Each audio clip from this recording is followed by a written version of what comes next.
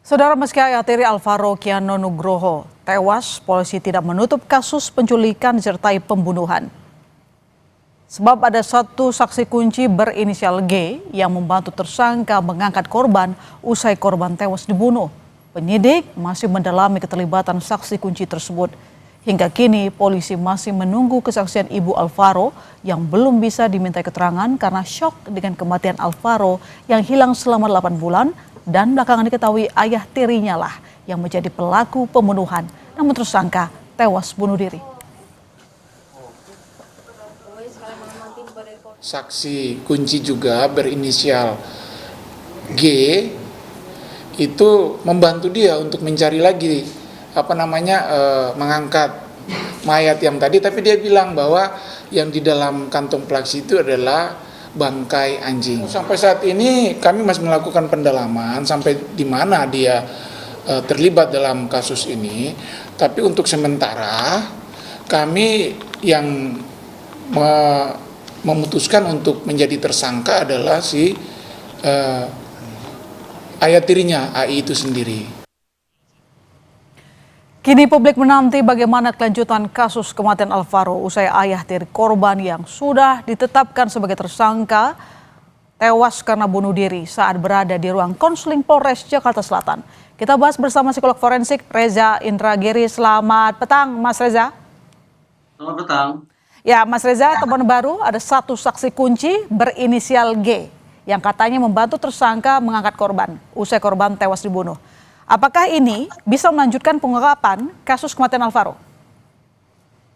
Saya tidak paham sebetulnya apa yang dimaknai dengan saksi kunci di situ. Kalau tadi saya simak narasinya bahwa yang bersangkutan berasumsi isi kantong itu adalah potongan daging anjing. Saya tidak membayangkan itu merupakan sebuah peristiwa pidana kalau narasinya sedemikian rupa. Jadi terus terang saya tidak bisa memahami apa sesungguhnya kedudukan orang yang satu ini sehingga oleh pihak kepolisian disebut sebagai saksi kunci.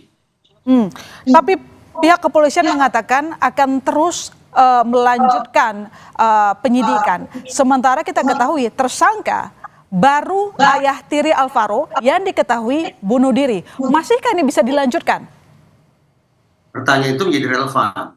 Sayangnya di Indonesia hukum kita tidak mengenal yang namanya proses pertanggungjawaban pidana terhadap orang yang sudah tidak ada, terhadap orang yang sudah meninggal dunia.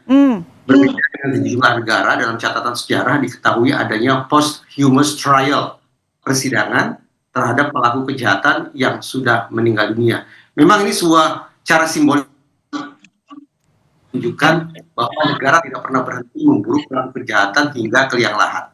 Alhasil, kalau kita berfokus mata-mata berbincang tentang sosok Alex, kalau tidak salah namanya, yang merupakan ayah tiri dari almarhum Alvaro, maka praktis kasus sebetulnya sudah selesai. Tidak bisa seandainya pihak kepolisian mengendus bahwa meninggalnya almarhum Alvaro diakibatkan oleh kerja jahat sejumlah orang. Kalau sejumlah orang, maka masuk akal polisi terus melakukan investigasi untuk mencari tahu dan meminta pertanggungjawaban hukum terhadap orang-orang selain Alex yang dianggap sudah mengakibatkan terjadinya peristiwa menyedihkan ini. Lantas bagaimana dengan konstruksi hukumnya? Kita sedikit memperjelas ya, Mas Reza.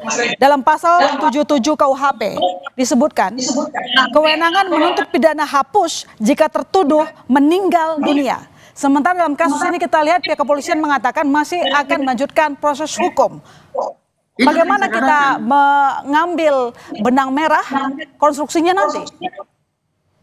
Itu tadi saya katakan, kalau kita sebatas berbincang tentang proses pidana terhadap Alex, yang hari ini dinyatakan oleh pihak kepolisian sudah meninggal akibat bunuh diri, maka praktis kita hanya bisa gigit jari. Tidak ada proses pertanggungjawaban hukum yang bisa kita tegakkan terhadap orang tersebut. Meskipun ada saksi kunci G-nya, Mas Reza?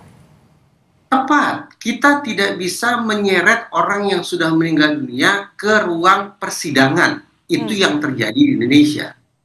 Tapi kalau ternyata pembunuhan terhadap almarhum Alvaro itu diduga oleh pihak kepolisian dilakukan lebih dari satu orang, berarti merupakan kejahatan berkelompok, maka masuk akal. Bahkan memang merupakan keharusan bagi pihak kepolisian untuk melakukan investigasi lebih jauh untuk mencari tahu dan memproses hukum orang-orang selain Alex yang diduga terlibat dalam peristiwa ini. Ya, sekarang mari kita bergeser soal kasus kematian tersangka di ruang konseling Polres Jaksel, Mas Reza. Apakah ini bisa juga menjadi kasus baru? Tepat. Sehingga dalam kasus ini tanpa sengaja kita sedang berhadapan dua korban. Satu yaitu korban bernama Alvaro, satu lagi kemungkinan Alex. Apakah dia meninggal akibat perbuatan orang lain, berarti pidana, ataukah dia meninggal akibat keputusannya sendiri, tetap saja itu merupakan masalah. Walaupun mungkin sebatas masalah etik, atau bisa juga dibawa ke pidana, walaupun agak dipaksakan yaitu dengan pasal kelalaian. Tinggal lagi, seberapa jauh kita semua, wabil khusus Polri menyikapi kasus meninggalnya tahanan di kantor polisi sebagai masalah yang serius atau tidak. Mari kita bandingkan misalnya dengan otoritas hukum di Inggris. Di sana mereka membuat perhitungan per insiden kasus meninggalnya tahanan di kantor polisi, ditemukan angkanya yaitu mendatangkan kerugian sebesar 1,67 juta pound sterling. Itu per insiden. Belum termasuk sekian ribu pound sterling yang ternyata justru harus dibayar oleh pihak kepolisian kepada keluarga tahanan tersebut. Angka tersebut menunjukkan kepada kita bahwa ternyata bobot keseriusan itu bisa diangkakan di Inggris sana. Bagaimana di Indonesia? Saya tidak tahu. Saya khawatir bahwa masih banyak kalangan yang menganggap yang namanya tahanan atau napi dianggap sebagai manusia sampah yang tidak kita pedulikan hak-haknya. Padahal kita tahu persis, tahanan, tersangka sekalipun adalah orang yang belum berproses hukum hingga final, sehingga belum bisa dinyatakan sebagai seorang pelaku kejahatan. Lantas apa bukti yang harus diberikan oleh pihak kepolisian sehingga bisa memperkuat pernyataan bahwa tersangka meninggal karena murni bunuh diri? Sudah barang tentu dibutuhkan adanya barang-barang bukti untuk memastikan bahwa yang bersangkutan meninggal akibat keputusannya sendiri.